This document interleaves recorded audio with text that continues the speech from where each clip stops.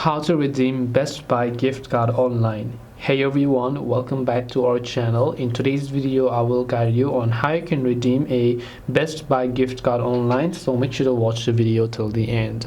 To redeem and use your Best Buy gift card online, go to bestbuy.com and log into the account.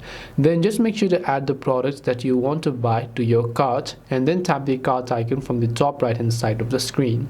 Then once you tap on the cart icon from the top right, I'm assuming you've already added the products. Make sure to enter your shipping details, pickup or shipping, whatever else it is you prefer. Then tap the checkout button. Once you tap on checkout, it will again ask you to go ahead and review the checkout details such as your addresses and so on. So I'll just leave it in store over here and then I'll just go to continue to payment information.